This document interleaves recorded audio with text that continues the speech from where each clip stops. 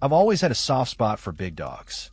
There's something reassuring about having a heavy set of paws curled up at your feet, a presence that doesn't need words to tell you everything's okay. Maybe it's the loyalty, the way they're wired to stay by your side no matter what. Or maybe I just liked how quiet they were, how unlike people they could be. My apartment wasn't much. A one-bedroom on the third floor, the kind with squeaky pipes and walls thin enough that I knew the names of my neighbors' cats before I ever met them. But it was mine, and it was quiet. That was all I really needed. I've been saying for years that I was going to get a dog. Every few months I'd browse shelter websites, maybe even visit once or twice, but something always stopped me. Work, rent time, guilt. I made excuses. But then one Tuesday afternoon, in a lull between back-to-back video meetings, I clicked through a photo gallery and saw him. 2 years old, German Shepherd, found wandering near a construction site. No collar, no cheap. They'd called him Rex. He looked alert but not tense. Smart eyes. I didn't hesitate. That Saturday, I brought him home. From the start, he was calm.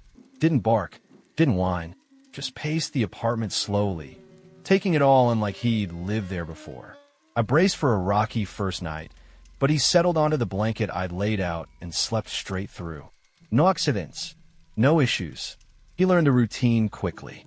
Morning walks before sunrise, dinner at 6, 2 slow laps around the block before bed. He was obedient, but never robotic. He had personality, too. He'd nudge my arm when I was working too long at the desk, sit by the fridge when he wanted ice cubes, lie at my feet while I read, content just to be close. Kids in the park adored him. Parents, too. I'd hear people say he was a good one, and I'd nod, pretending not to glow with pride. He didn't bark at other dogs. He didn't pull. He didn't need to be trained out of bad habits. He just didn't seem to have any. By 6 months, Rex was part of my life in a way I didn't realize I'd been missing. He followed me from room to room, slept at the foot of the bed, greeted me like I'd been gone for days, even if I'd only stepped outside for 5 minutes. I used to think I liked being alone, but it turned out I just hadn't had the right company. It was early spring when I took him out to my parents' house. They live in a small 2-story tucked back from the road, surrounded by trees that go on forever. The kind of place where you can lose a day without meaning to. I hadn't been back in a while, and I figured Rex would love the space. He did. He ran loops around the house, crashed through the underbrush like a wild thing. He'd bark at deer from a distance, but never chased them far. He wasn't reckless, just curious. We stayed the weekend. I'd drink coffee on the back porch while he lay on his side in the sun, tail thumping lazily against the deck. He was completely in his element. It was late afternoon on Sunday when it happened. The weather was warm and dry, that first breath of real spring after a long city winter. I had just finished brushing some burrs out of his coat from a long walk through the woods, and I remember thinking how content he looked. We were on the back lawn, not far from the tree line, when his ears perked and his whole body went still. He darted off. At first, I didn't panic. He'd chased squirrels and birds before, always circling back within a minute or two. I stood there with a hand on my hip, expecting to hear leaves rustling and him bounding back with a mouthful of sticks or dirt. But the minutes stretched out. I called his name a few times, louder each time. Nothing. I walked into the woods, half expecting to spot him rolling around somewhere or stuck under a bush. I made it as far as the old stream bed. Still nothing.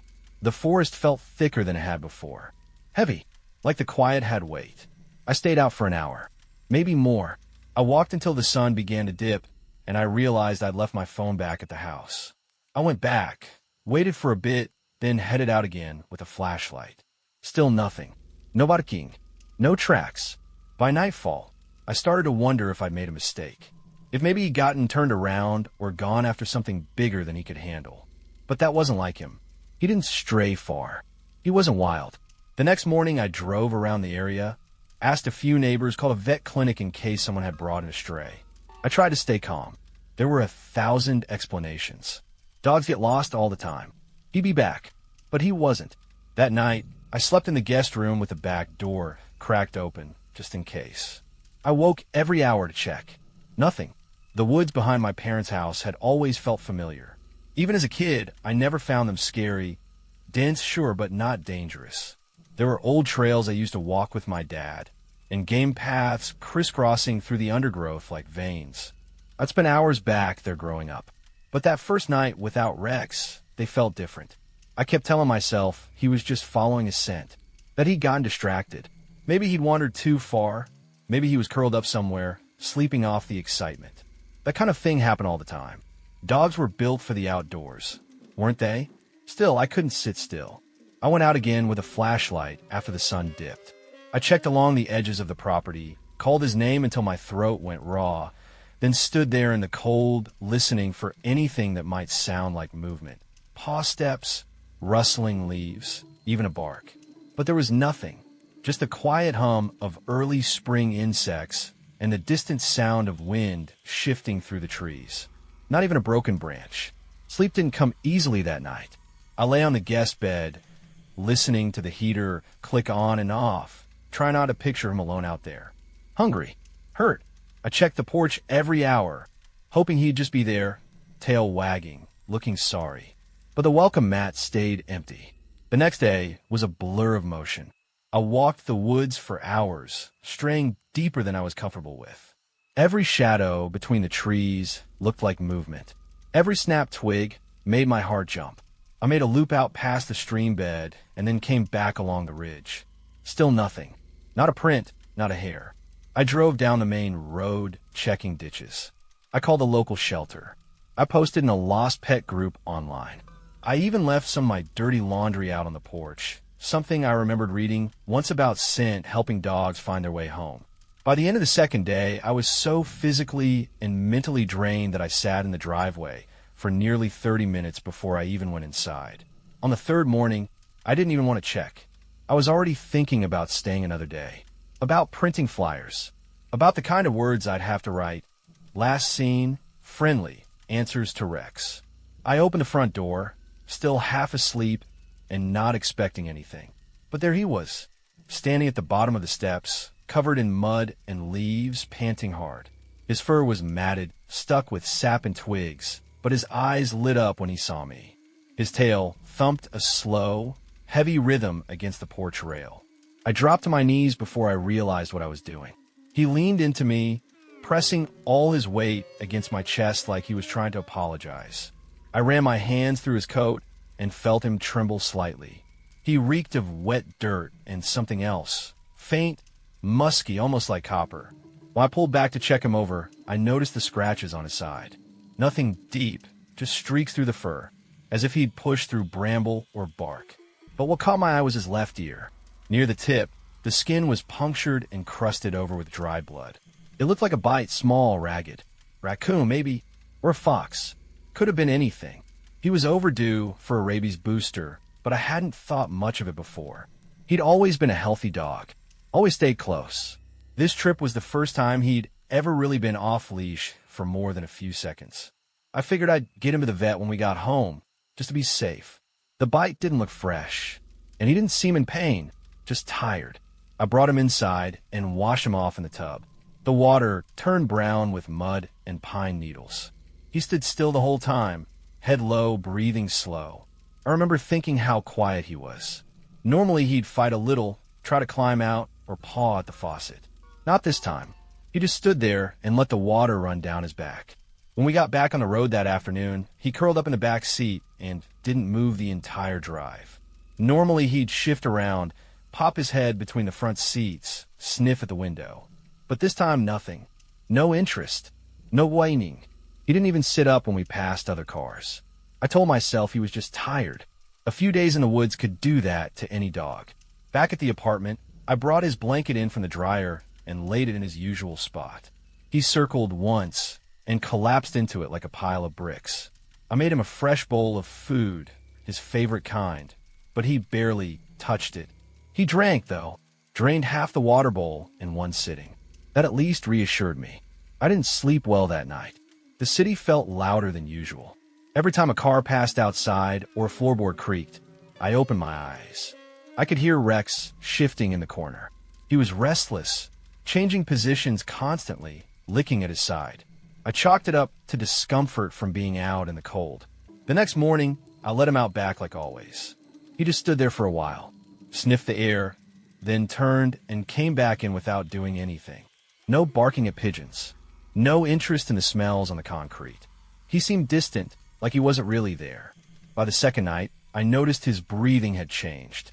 Not loud, but shallow and quick, like he couldn't quite settle. When I reached down to pet him, he flinched. Not much, just a subtle jerk of the head. I told myself he was still shaken. He'd been through a lot. We both had. Still, something didn't sit right. The following morning, he didn't eat at all. He sat near the window for most of the day, staring out like he was waiting for something. I left a message with the vet, asking for the next available appointment. The receptionist said it'd be a few days. Things were backed up from spring vaccinations. I accepted it. I didn't push. I didn't say it was urgent.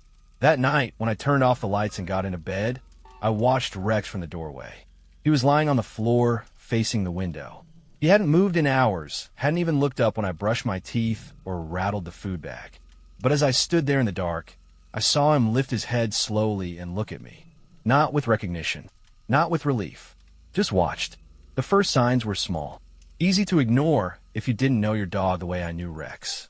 He stopped eating, not all at once, but in gradual half meals. At first, I assumed he was still adjusting from the stress. Maybe his stomach was upset from whatever he'd scavenged in the woods.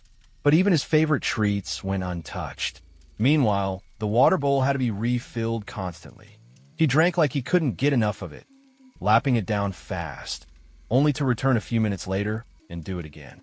Obsessively. The pacing started after that. Tight loops around the apartment. He'd get up from his spot and walk in slow, deliberate circles.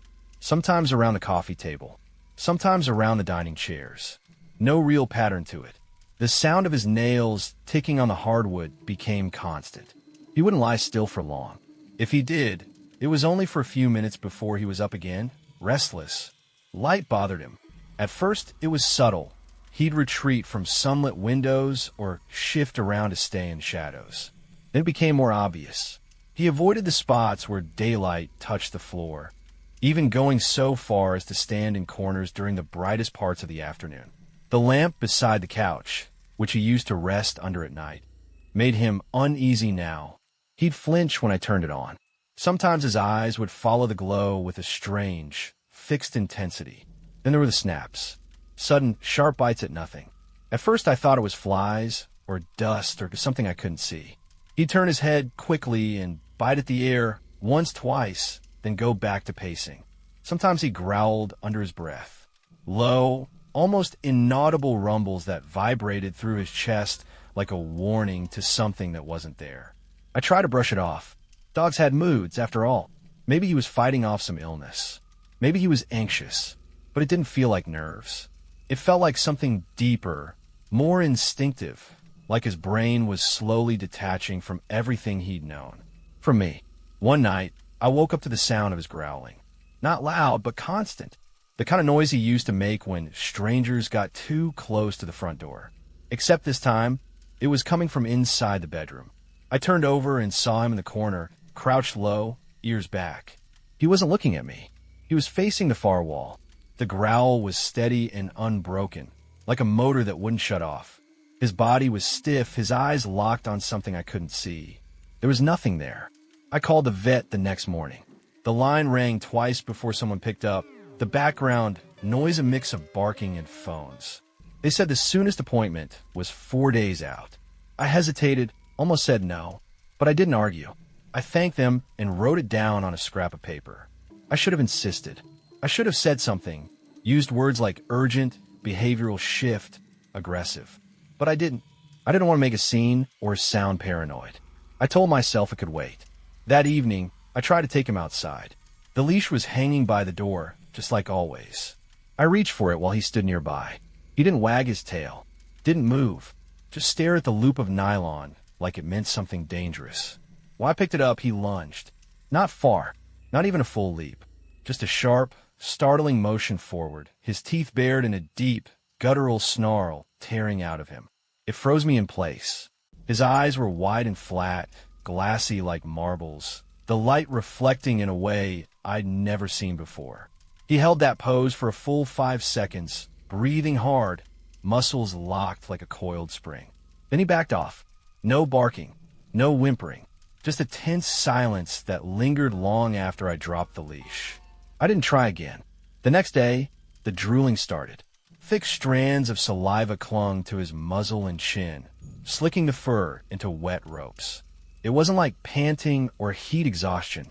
It was constant, ropey, slow drips that spattered the floor wherever he stood for too long. He didn't even seem aware of it. Or maybe he didn't care. His whole body trembled now. Tiny spasms in his limbs, his neck, even his jaw. At first I thought he was cold, but the thermostat hadn't changed. The room was warm. I pressed a hand to his side and felt the shiver radiating from deep inside him, like his muscles were vibrating out of sync with his bones. That night, I tried to pet him. He was lying in the hallway, head low, eyes half-lidded. I crouched down, slowly, and reached out the way I always did, hand open, voice calm. I didn't say anything aloud, but I tried to project stillness. Before I touched him, he flinched. Not a normal startle. This was violent. His body jerked sideways, his legs scrabbling against the floor as if something had struck him. He didn't yelp or growl, just moved so quickly and so wildly that he slammed into the wall with a dull thud. Then he stood there, pressed against the drywall, panting, watching me. I didn't try again after that. The hours between then and morning dragged like slow water. He stayed awake all night.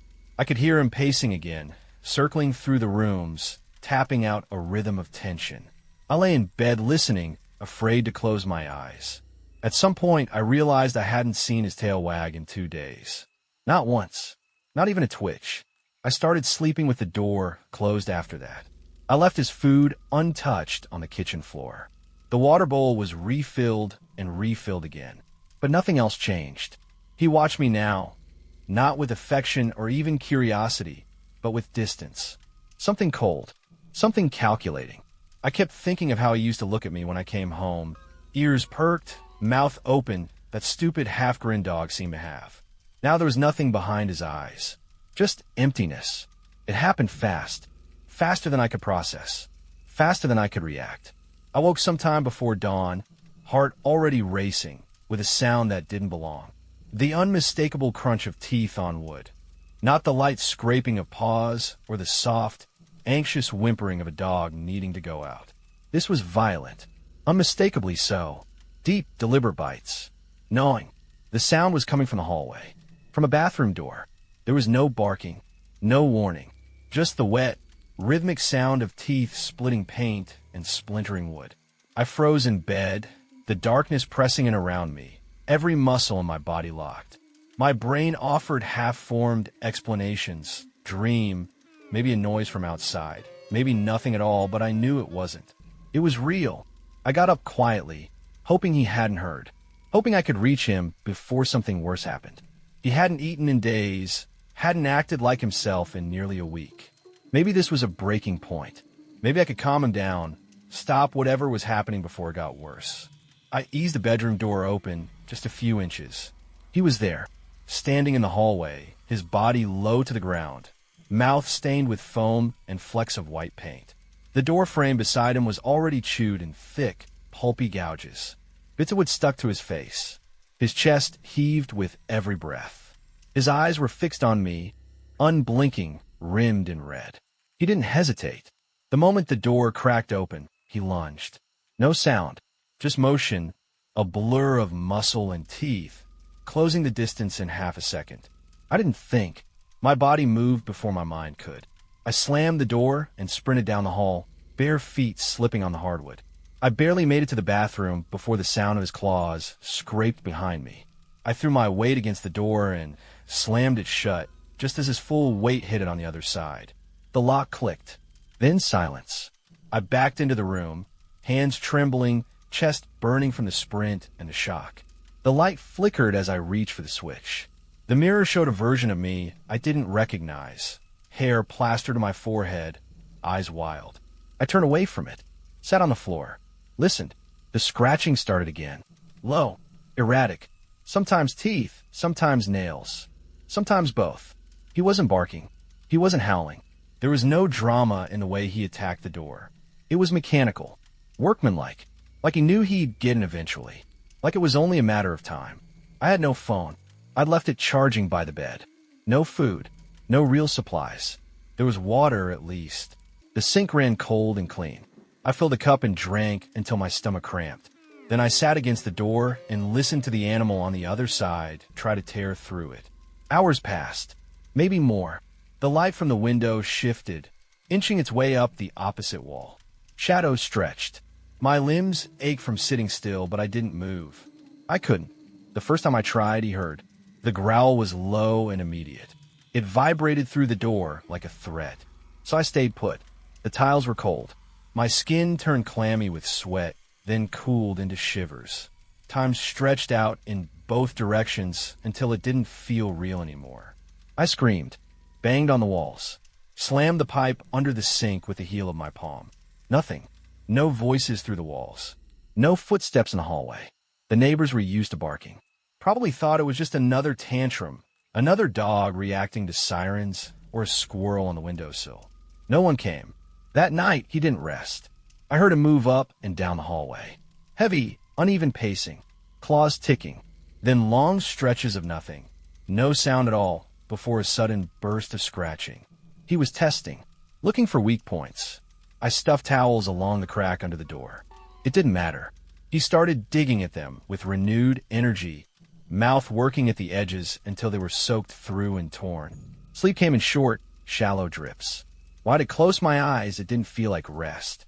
My dreams were dry and colorless, just blank space and the hum of something breathing behind me. I'd jerk awake with my back against the door, pulse galloping in my throat. At some point, I started counting the seconds between his movements just to track something. It helped for a while. Then came the hallucinations. The door started to flex, just slightly, just at the edges. I saw it, or thought I did, bow inward when he hit it hard. My mind told me it was an illusion, just a trick of the shadows and the tremble in my muscles. But it looked real. Too real. Voices came next. Not words, just impressions. Whispers. Hints of my name drawn out across the floor tiles. Once, I thought I heard my mother's voice calling me from the hallway. I almost stood, almost answered, but the silence after it faded was too sharp, too final. Nothing had changed. The bathroom had no windows I could open, just a narrow vent in the ceiling that led nowhere useful. I stood on the edge of the sink and tried shouting through it once. My voice echoed back at me like it didn't want to leave the room. The mirror became a stranger. My face was thinner now, blotchy and pale. Lips cracked, eyes sunken. I stopped looking after the third day. I drank from the faucet to stay upright. The hunger was worse than I expected, dull and constant, a scraping ache just beneath the ribs. I stopped feeling it after a while. My body gave up complaining. On the fourth night, the sounds changed. Or rather, they stopped. No scratching, no passing, no movement. The hallway outside the door was still, not quiet in the usual sense. It was dead, airless. Even the faint, distant sounds of the building, plumbing, neighbors walking, pipes expanding, seemed to have gone mute. Time stalled. Silence should have been a relief. But it wasn't. It was worse than anything else. Because now I didn't know where he was, or if he was waiting. It was the smell that brought them. Not the landlord himself, but one of the maintenance workers. The kind who came around to check vents or replace hallway lights. He'd noticed it 2 days in a row. Something sour curling from under the front door, heavy and unmistakable.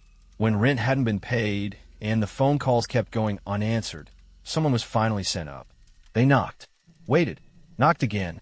No one answered. The door was open with a master key. What they found was the kind of scene people train themselves not to think about. I was there, crumpled behind the toilet, dried, saliva crusted at the edges of my mouth, skin gray with dehydration. I wasn't unconscious, just barely tethered. A human form operating on nothing but reflex. Fever had settled into me like rot, wrapping itself around my joints and lungs. I remember blinking, nothing else. They thought I was dead. For a moment, they considered calling the coroner first. Then I moved. It took 3 paramedics to stabilize me enough for the ride. I drifted in and out, too dry to speak, too weak to sit up.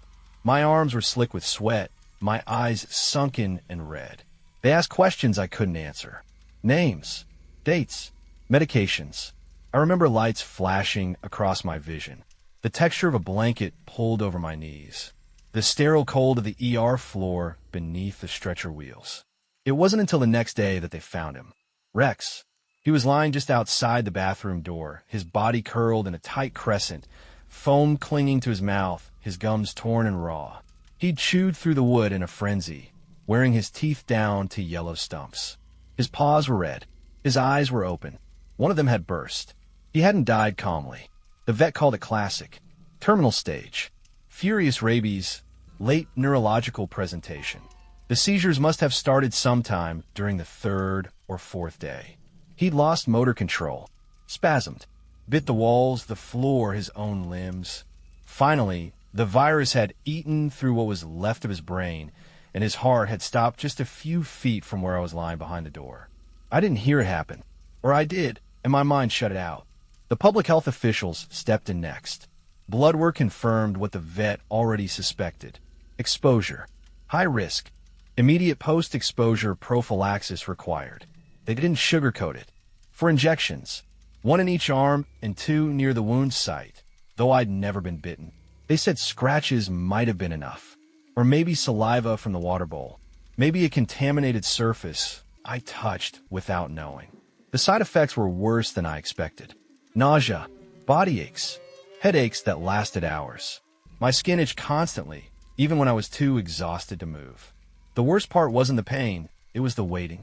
14 days of wondering if a virus was already crawling through my spinal cord, threading itself up toward my brain. The nurse said if I'd waited even a couple more days, the shots wouldn't have worked. After the symptoms start, it's over. There's no treatment, no second chance. They asked why I hadn't come in sooner, why I hadn't called for help, why I'd locked myself in a bathroom for days when my dog disintegrated on the other side of the door. I didn't answer. I didn't explain that I called. Not with a phone, but with fists on the walls, with screams until my throat gave out. I didn't tell them about the claw marks on the inside of the door, the towel shredded under the gap, the sound of pacing that echoed through my dreams long after it had stopped in the real world. No one would have believed me anyway. Neighbors said they'd heard barking. Nothing unusual.